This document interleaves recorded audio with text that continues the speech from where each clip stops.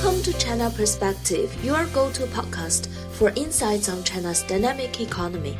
Join us as we explore emerging trends and industry transformations. This year actually is a very important year in Chinese economic development. The private sector played a very important role in Chinese economic development. Traditionally, they are biggest job creator. Now China One Road and Belt Initiative provided a lot of market potential for Chinese exporters.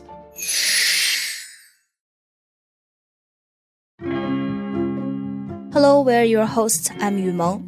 I'm Ouyang Shijia, China Daily business reporter. Today, we are honored to have with us Sun Xuegong, Director General of the Department of Policy Study and Consultation at the Chinese Academy of Macroeconomic Research, which is part of the National Development and Reform Commission, China's top economic regulator.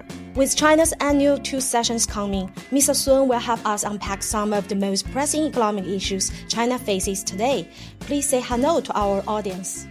Hello, everybody. So just a very short introduction. The 2 sessions refers to the annual meetings of China's top legislative and political advisory bodies, the National People's Congress, and the Chinese People's Political Consultative Conference.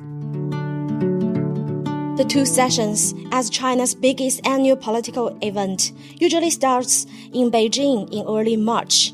National lawmakers and political advisors will gather in Beijing to review work reports of the central government's NPC Standing Committee and judicial authorities. They will also deliberate the country's crucial economic and social issues, as well as participate in formulating or amending laws related to people's interests and nation's development. So, Mr. Sun, I want to ask you a question. What key economic policies or trends should we pay attention to this year, and how might they shape China's economic outlook in the next few years? This year actually is a very important year in Chinese economic development because it's a concluding year of a 14th five-year plan, and we need to prepare well for the next 5-year plan. So many economic policies already being considered in the last year's Central Economic Work Conference. In that conference, actually, government committed to very strong macroeconomic policy to boost economic growth this year. So I think the people will watch closely specific policy and measures that will come out in these 2 sessions. As we know, China's GDP expanded by 5% in 2024, meeting the country's preset annual growth target of around 5%. So, Mr. Sun, how do you view the overall performance of China's economy last year, and what are maybe some highlights or notable changes that deserves attention? Yes, last year China posted 5% of the growth rate. Is the second consecutive year of China the growth at around 5%. So that signals means China actually stabilized its the growth rate after the up and downs of pandemic areas. So basically, China economy is in the good shape. The 5% growth is among the fastest growth economy in the world. And also inflation stay low while most part of the world still struggle with high inflation. And also employment and income perform well. The unemployment rate was lowered last year, and household disposable income grows faster than that of GDP. So basically, I think the economy in the good shape. For the highlight of last year's growth, I believe that China moved faster to the technology and the innovation-driven model. Last year, the high-tech manufacturer, the growth at 8.9%, 3.1 percentage point higher than the total industry. And we also witnessed the very high speed of the new sectors like electrical vehicle, EV. Last year, the production and the sales exceeded 10 million mark historically. So I think that is a highlight of last year. As you mentioned, despite some challenges ahead, China still made considerable growth last year. Especially China is among one of the fastest growing economy around the globe. So does that mean China still play a very important role in driving the economic growth in the world? Yes, for many years, China has been the main driver of the global economy. Roughly, China accounts for the 1/3 of the new growth. So looking ahead to this year, what is your forecast of China's economic growth? And what challenges will China face this year? And also, how should they be addressed? I think China can still achieve 5% growth this year because the fundamental of Chinese economy is sound. And we have very strong manufacturing sector. And also we have great potential for the market. So I think we have the potential to grow the 5%. Yes, there are still a lot of difficult and challenge faces. I think first things need to mention is external environment. The Chinese external demand, export may face some headwind this year. Everybody knows the U.S. new administration tariff policy, so there are a lot of uncertainty about that. So that may be adverse effect on Chinese export. Domestically, we still need to further boost our domestic demand, especially consumption. That is relatively weak performance last year.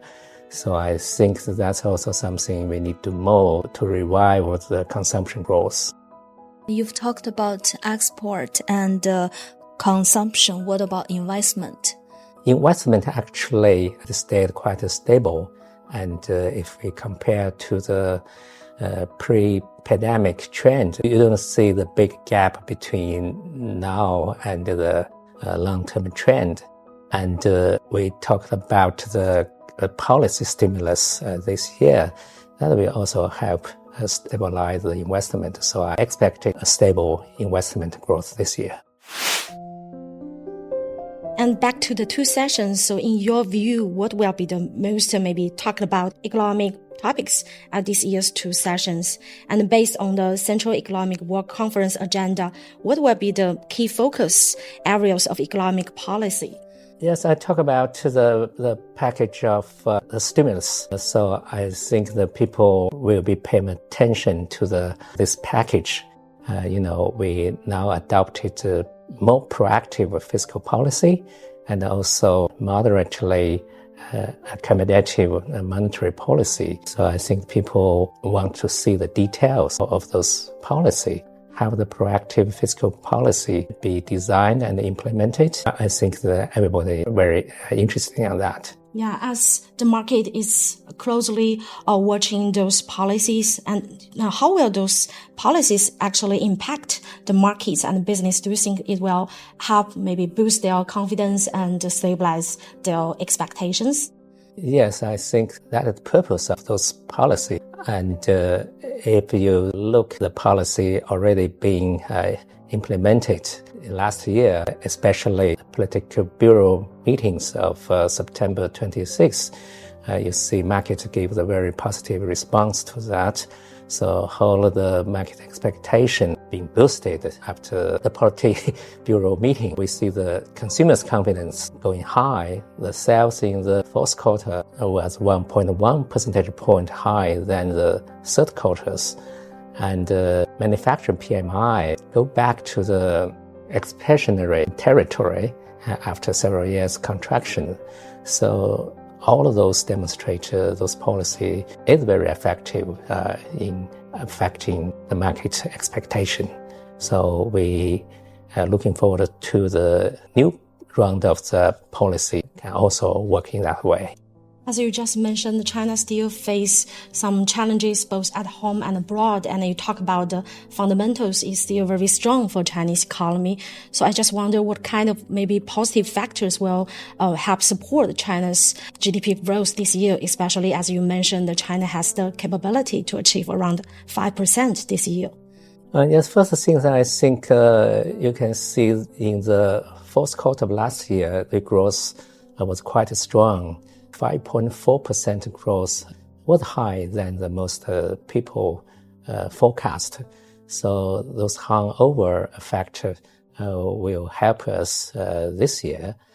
And also we see the new sectors at very good momentum. Earlier I mentioned high-tech manufacturing, EV, and also new energy, the bio industry. So all of those new industries, now they contribute to the growth more and more. So that's also a favorable condition. And also we see in the demand side, the retails also on rising. So I think this year they will grow much faster than last year. So that also provided support to growth. So the sectors you've mentioned, like the new energy, vehicles, and biomanufacturing, a lot of the businesses and companies belong to the private sector. So President Xi has emphasized that China's commitment to boosting the private sector through the concrete efforts to implement supportive policies. So what is your take on that? Yes, the private sector played a very important role in China's economic development. Traditionally, they are biggest job creator, so they account for more than 80% of employment. And in recent years, actually, they also played very important roles in the innovation. So in China's transition to the innovation-driven economy, the private sector could be crucial factors. Like last year, we all know the DeepSeek unit tree. They actually shocked the world by their innovation. So not only traditional role on employment, but also the innovation, those private economy enterprises can contribute to Chinese economy. So for this meeting, I think it's a good opportunity to reiterate our policy and emphasize it is important. So I expect the more favorable policy to support the private economy to develop in China. As you just mentioned, and we noticed that according to the official data, the private sector contributes more than 50% of the fiscal revenue and more than 60% of the GDP and over 70% of the technological innovation. And it also provides more than 80% of the urban employment. It still faces a lot of challenges like the financing difficulties and also maybe the high cost. So how can we address those issues and the challenges, difficulties faced by the private sector? I think there are already a lot of policies and measures in place. At this moment, I think it's very important to implement those policies because policy on paper, sometimes it's still different from the policy on the ground. So we need to pay more attention, make more efforts to deliver those policies to the private sectors so they can have the benefit of this policy. Now the major work is to deliver those policies. Back to the macroeconomy, we noticed that in the second half of 2024, as you mentioned, the Chinese government repeatedly emphasized the need to intensify macroeconomic policies, strengthen counter-cyclical adjustment, and effectively implement both existing policies and incremental policies to stabilize growth. So in your opinion, how should macroeconomy policies be fine-tuned to maximize advantages and address some key issues in the broader economy? Because you mentioned the extraordinary counter-cyclical policy. So for this policy, I think first thing is need to expand fiscal expenditure. The government expenditure is a very important component of the aggregate demand.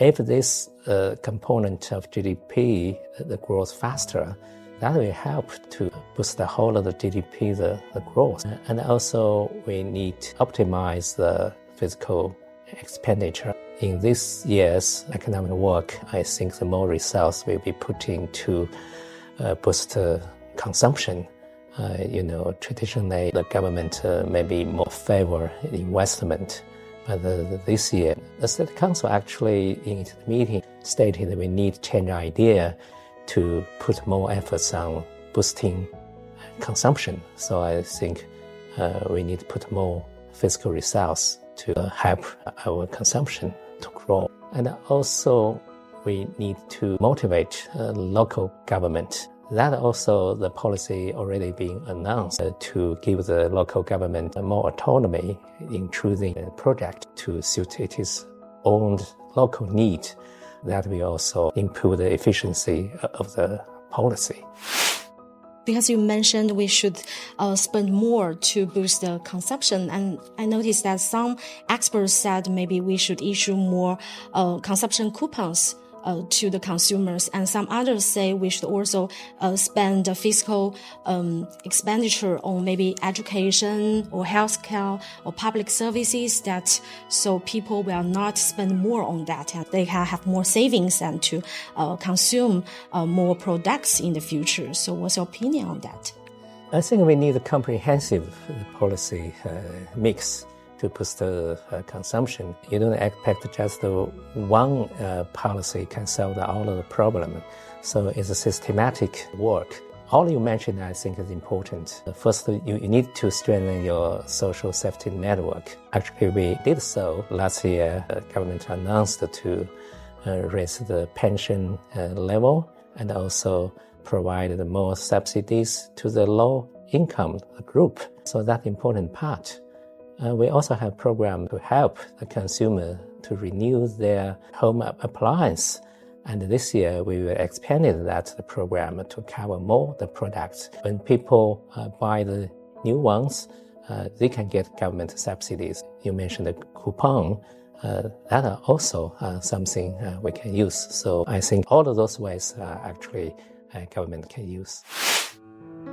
Because you talked about a lot of measures to implement a more proactive fiscal policy. And how about the government's announcement to implement a moderately accommodative monetary policy, and how should fiscal and monetary policies work together effectively? Monetary policy, that actually the ground growth. So the first things about the moderately accommodative policy is to pump adequate liquidity into the economy, because the liquidity actually means demand. So also our moderately accommodative policy means lower financing cost. So that means actually we need to cut the interest rate further to help the consumers and the investors to spend. So that's also the things to do.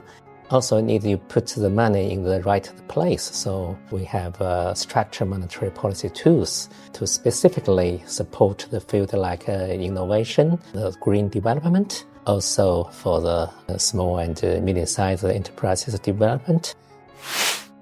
And because you actually talk a lot about China's traditional drivers powering the economic development, exports, investment, and consumption. So this year, because we face both challenges at home and also from the external environment, such as the conflict between China and the US. So how do you expect the traditional drivers powering the China's development, such as exports, investment, and consumption, to perform this year? I think I mentioned this earlier, but I'd like to repeat. The consumption, we talk a lot about the policies, measures to support the consumption growth. So I do expect the consumption will recover furthermore this year. So they may have the high growth rate compared to the last year. Investment, I said, now it grows at the rate consistent with historical trend. So I think the investment can stay stable because we also have a lot of policies to support investment, like extra long special treasury bond to support, and also local government specific bond also helps the investment to grow. For the export, there are a lot of uncertainty because we don't know the U.S. tariff policy will go anywhere. Now they have 10% increase in the tariff. But I think Chinese exports also has resiliency. Now China One Road and Belt Initiative provided a lot of market potential for Chinese exporters. And also we have very strong competitiveness. So that may offset some of the impact. But still, there's a lot of uncertainty on that. I cannot sure about the exactly trend this year. As we know, among the three traditional drivers, consumption actually play a bigger role in driving China's economic growth during recent years, and especially this year because we face uncertainties from the external environment. Do you think maybe boosting demand, especially spurring consumption, will be the key driver driving China's growth this year? Yeah, we hope so. All the policy work on that way, and I do believe we have a great potential growth because before the pandemic, we actually retail grew something like 6-7%. Last year, it grows 3.5%. So you can see that a lot of gap between that. So that also means potential. So I think if all of this policy put in place and implemented solidly, we can have a very stronger recovery in consumption. So what new consumption trends have you noticed that are worth our attention? Yes, there are a lot of new trends in the consumption. The first things I want to mention is the service consumption. In recent years, the service sales consistently grow faster than the goods and commodity consumption. So that's a good sign. And, in the service consumption, you also have a lot of different things. First thing is about something related to the public service.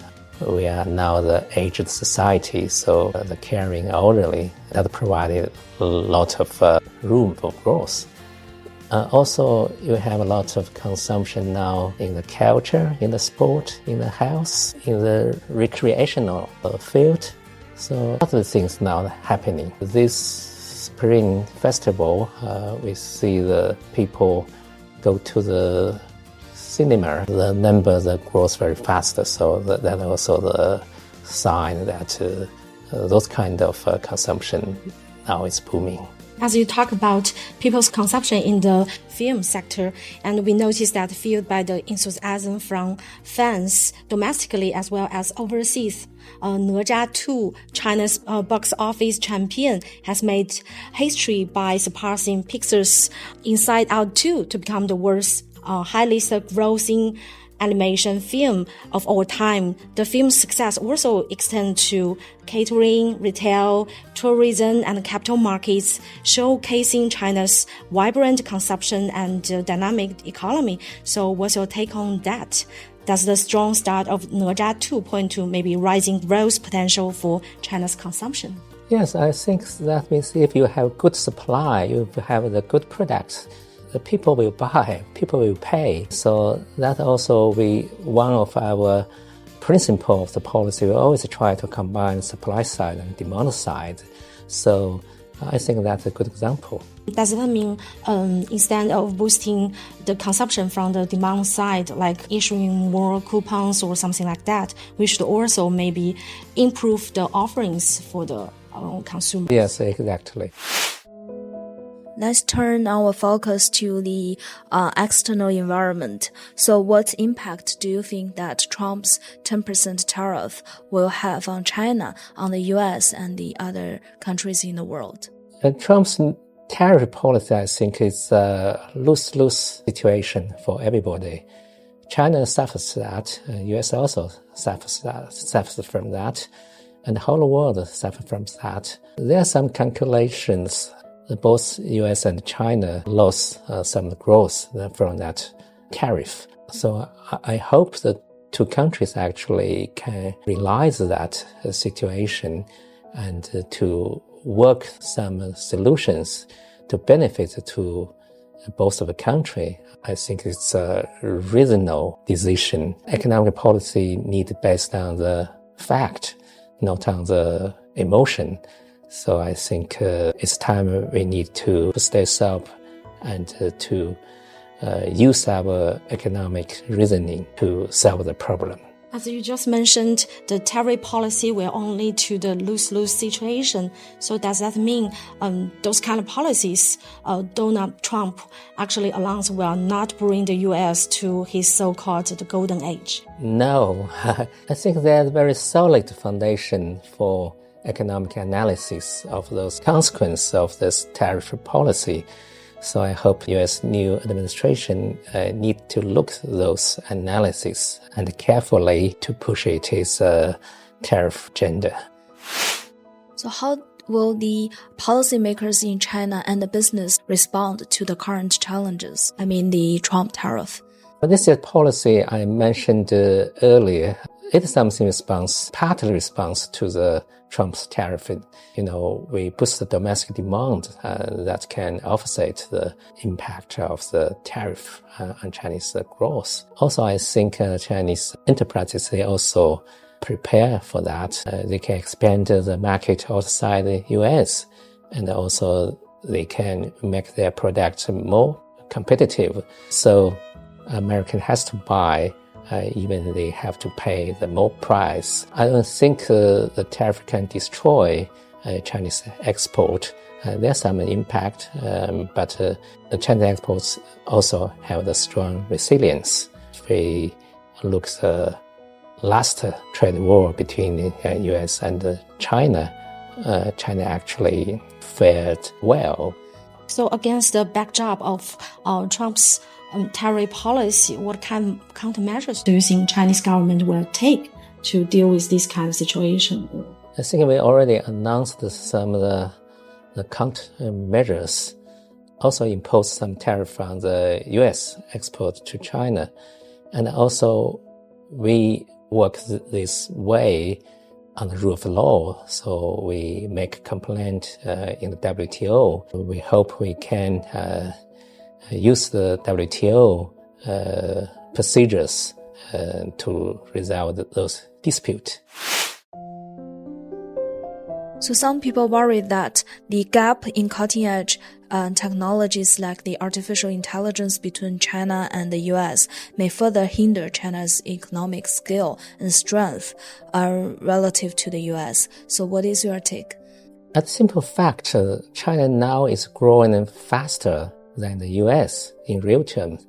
So that means the gap between U.S. and China is closing, not enlarging. In nominal terms, because of inflation and exchange rate, U.S. GDP may grow quite faster in recent years. But the inflation and exchange rate is always volatile in the short term.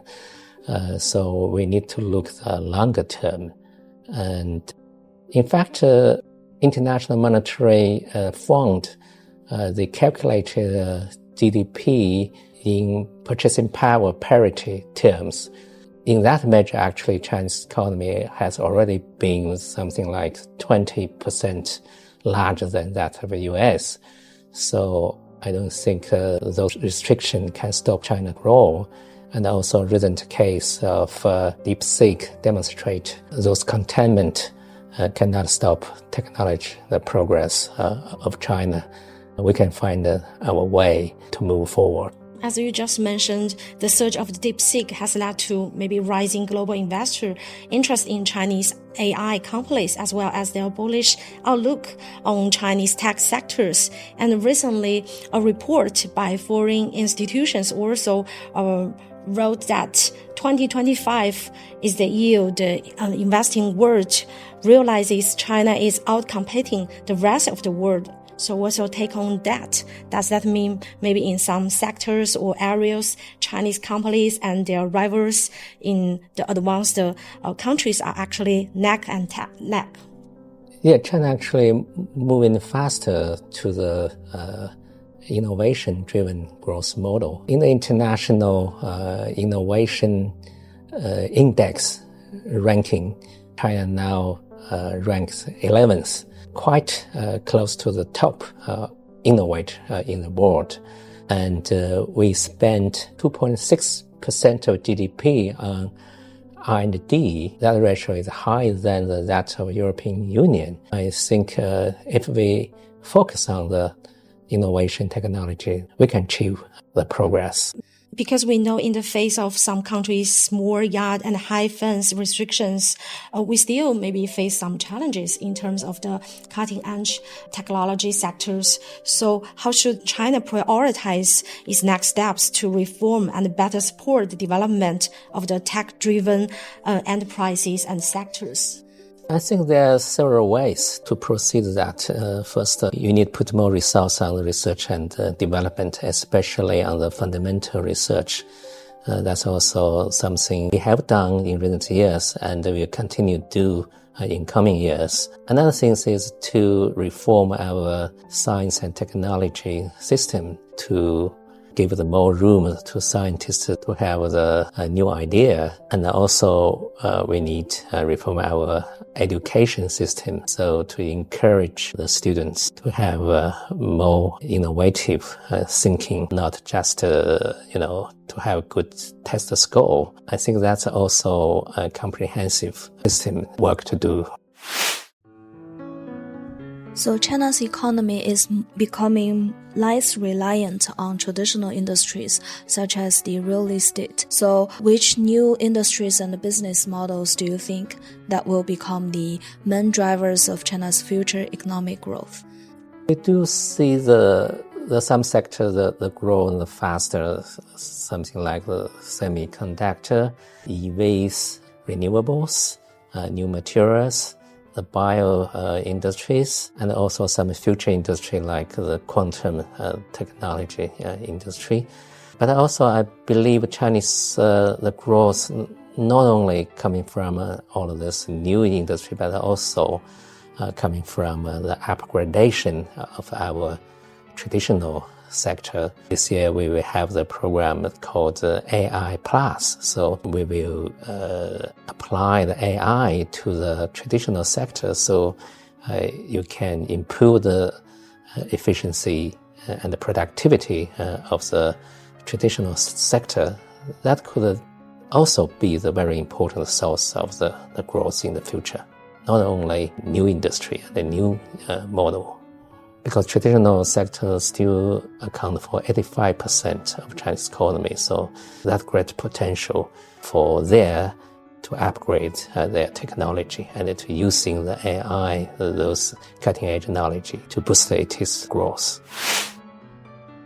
And as we know, the property sector actually used to be a key driver of China's growth, but now it faces some challenges and in the stage of correction. And the Chinese government actually stated that Chinese governments will continue to ramp up efforts to stabilize the property sector. As those kind of policy efforts continue to unfold in 2025, is the property markets likely to gradually stabilize this year and beyond? So what's your take on that? Yes, I think we already see some sign of the stabilization of the property market, especially after Politburo meeting last September. The sales of the housing is rising, and the price of the property has been stabilized in many cities. So month by month, you see the more city housing price now going up. So I think that's all of the good sign of the property market. I believe with all of those policy implemented, the property market will gradually stabilize. As you just mentioned, new quality productive forces like the new three, the EV and also solar panels, those sectors really performed well during the past 2 years. Actually, I think that their growth is actually 30% annually. So this year, do you still expect they will see a rapid growth? Yes, in the general trend, I think they still on the rapid growth track. But you also need to know that all those markets, they have the up and the downs. So maybe some of the fluctuations in the market is also quite normal. Should not be surprised of that. So many experts have noted that since late September 2024, the shift in macroeconomic policies and the stabilization of China's state economy have provided a valuable window for advancing structural reforms in China. So China should seize this opportunity to implement the major initiatives and further deepen reforms comprehensively. So what are your views of this? Yes, last year, the CPC held the third plenary meeting with the 20th Party's Congress. A reform program has been announced. So I think this year is a very important year to implement those reforms. This reform, on the one hand, to strengthen our basic institution of market economy. On the other hand, there are also some policies, institutions to boost new quality, the productive force to grow. Some new institution to promote innovation. So I think all of these reforms are very important. Combined with macroeconomic policy, that will provide a solid foundation for Chinese economy to grow, not only this year, but also in the middle and the long term. As you just mentioned, actually, China has outlined a lot of measures during the third plenary session of the 20th CPC Central Committee last year. So in what specific areas do you pay more attention, or do you expect to see more structural reforms? There's a lot of things there. One thing is to harmonize the domestic market. So that will give the level field for competition between the province, regions, and also between the state sector and the private sector. So that is quite fundamental things. NDRC now work on the private economy promotion laws. That's part of the program. And we also to reform the fiscal system in China that will empower local government and give them more autonomy. So that also helped inject vigor to the Chinese economy. As you just mentioned, the NDRC has recently announced a series of measures to boost the private sector, such as accelerating the revision of its inactive list for market entry, further removing barriers to market access, and pushing forward, you just mentioned, the private sector promotion law. So will those measures help address the challenges or issues faced by the broader economy today? Yes, I think it's quite crucial to assure private sector they still have the government back in their development and help to remove those obstacles, hinders of their development. As I said before, now the important work is to implement those policies so the private sector can get the real benefit of those policies. And we noticed that, just as you mentioned, the Chinese government has ramped up efforts to help create a better business environment for both private sectors, but also for the foreign investment or foreign investors. So in the next step, what further measures can be expected to attract maybe high quality foreign investment or encourage reinvestment by foreign enterprises in China? FDI historically played a very important role in the development of Chinese economy. Even today, they also are a very important component of Chinese economy in terms of international trade and innovation.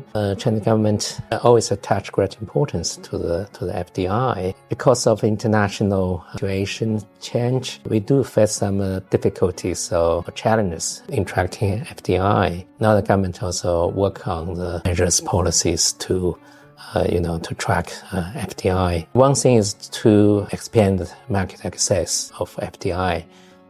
China already lifted all the restriction on the FDI in the manufacturing sector. Now we expand the market access of the service. So I think just yesterday, the State Council issued a new circular to encourage the measures, policies to encourage FDI. One thing is to expand the opening up of telecommunication, medical and education market to the FDI. And also the new policy will allow FDI to better access domestic financing. Now they can apply the bank loans that's not allowed before. And also I think even more important is institutional reform about the FDI and also domestic institution. I think we try to adopt the high standard of international rules on the property rights, on the government subsidies, on the environmental standard, labor protection, government procurement, and financing. So that will allow the FDI just operating in the institutional environment same or quite similar to the international one. So I think that also help FDI to prosper here in China.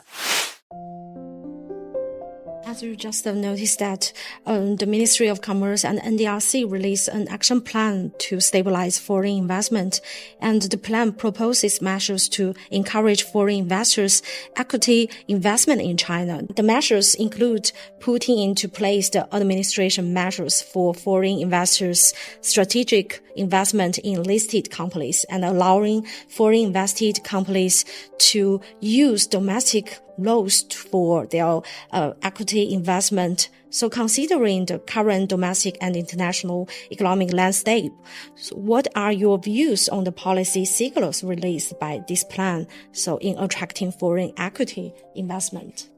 Yes, in the past, maybe we encourage FDI on the greenfield investment. But now the market situation, in most sectors, actually, we have enough capacity. Now, the more important is to improve the productivity or efficiency. To that end, merger and acquisition is important. So if you allow the foreign companies to do the equity investment, so actually they involve that process of the merger and acquisition. That's also the way of reorganize the industry. One of the policy of this year's is to improve the efficiency of what we call the stock capital, because now we have very big stock capital, so how to improve the efficiency is also the source of the growth. So I think the foreign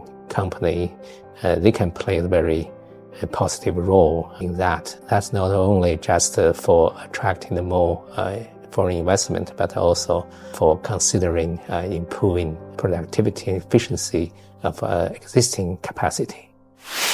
So this year is very special because it marks the end of the 14th five-year plan. So in your opinion, what have been the most outstanding achievements of China's economy over the past 5 years? And what are your expectations for China's development in the next 5 to 10 years?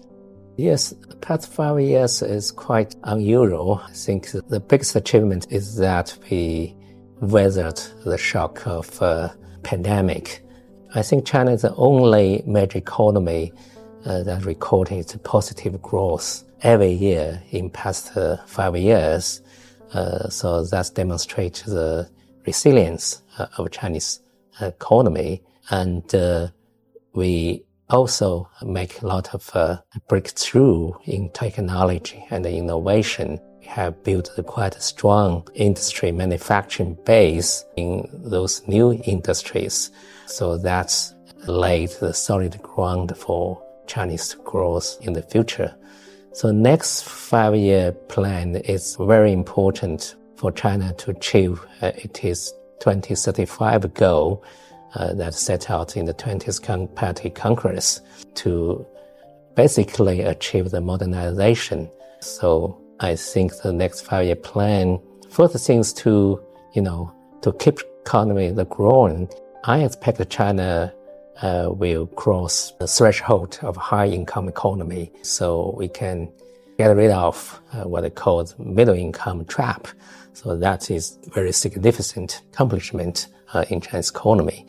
And also, the new quality productive force will achieve the great progress in the next 5-year plan that will transform Chinese economy, and Chinese economy will be more innovative and technology-driven economy. And also, we will, in the social structure, for the urbanization, we will also have the more urban population than the rural population. A lot of things, I think, exciting things will happen in the next 5 years. So actually, we recently lost a lot of, or some of the Western media or economists, they said the Chinese economy has already peaked due to maybe the aging population or other challenges from both at home and international environment. So what's your take on that? Do you think Chinese economy has already peaked? It's an interesting topic. I think it was talked a lot maybe 1 or 2 years ago. But this year, the tone has changed. We actually report from Western institution. Before they said China now is like Japan in the 1990, the long-term recession. But now they said China is more like Japan in the 1980. It is still a vibrant and a dynamic economy, evidenced by a lot of new things, innovations, like the DeepSeek we mentioned before. So I think if they look China further, and you may find China has still a lot of potential to grow, and there are still very strong entrepreneurship here in the people. I don't think China's peak. Actually, we still in the stage of quite fast speed. So can you maybe elaborate more on China's maybe sustained growth or growth potential in the long run? I said China is about to enter a high-income economy, and China itself promotes the high-quality development. So I think one thing about the growth rate, I believe we still can maintain the moderately high or the middle to high the growth rate in the next 5-year plan. And maybe more importantly is the change of Chinese economic structure, the new economy, and also the upgradation of the traditional sector will be more prominent in the next 5-year plan. And Chinese economy growth model will change a lot. I think technology and the innovation will be driver of the economy in every sector. So, Mr. Sun, really thank you for your time. We've already finished our questions. Do you have maybe anything else you want to share with the audience? I think Chinese economy has a bright future. So I think everybody needs to, put the confidence on Chinese economy. That may be good for yourself. Maybe also opportunity for you to make fortune. Place the confidence in Chinese economy. So thank you, Mr. Sun, for joining us in this episode. So say goodbye to our audiences. Thank you for having me here. Goodbye.